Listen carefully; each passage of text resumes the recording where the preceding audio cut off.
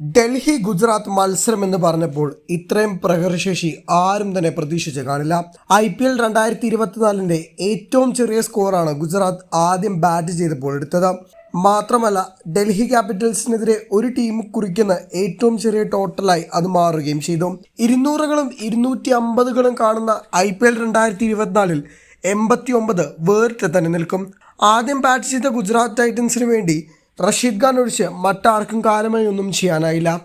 Captain Shubman Gill തുടങ്ങി പിന്നീട് അവസാനം ഔട്ടായ നൂർ അഹമ്മദ് വരെ എല്ലാവരും പൊരുതി നിൽക്കേണ്ടി വന്നു. ഡൽഹി ബോളേഴ്സ് എല്ലാവരും മികച്ചു നിന്ന മത്സരമായിരുന്നു. മുകേഷ് കുമാർ 3 വിക്കറ്റ് നേടിയപ്പോൾ ട്രിസ്റ്റൻ സ്റ്റബ്സും ഇഷാന്ത് ശർമ്മയും 2 വിക്കറ്റ് വീതം സ്വന്തമാക്കി.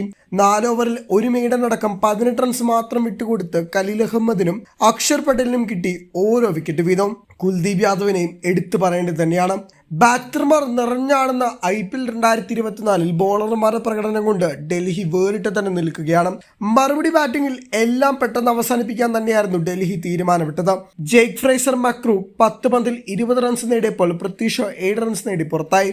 പിന്നാലെ വന്ന അഭിഷേക് പുറലും ഷൈ ഹോപ്പും എല്ലാം പെട്ടെന്ന് സ്കോറിങ്ങിന് ആക്കം കൂട്ടി.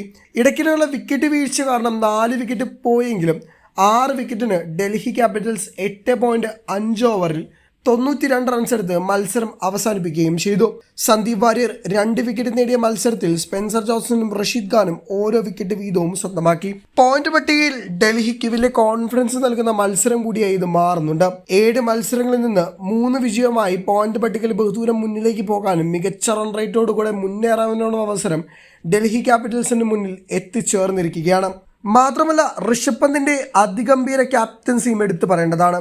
മികച്ച ക്യാച്ചുകളിലൂടെയും സ്റ്റംപിങ്ങിലൂടെയും പല താരങ്ങളെയും പുറത്താക്കാനുള്ള മികവ് മത്സരത്തിൽ എടുത്തു പറയേണ്ടതാണ്. അതുതന്നെയാണ് ഡൽഹിയുടെ നിർണായക വിക്കറ്റ് വീഴ്ത്തുന്നതിൽ വലിയ പങ്ക് വഹിച്ചത്. ഡേവിഡ് വാർണർ ഇല്ലാതെ ഇറങ്ങിയ ഡൽഹിക്ക് ശരിക്കും തിരിച്ചടി കിട്ടുമെന്ന് പലരും പ്രവചിച്ചു.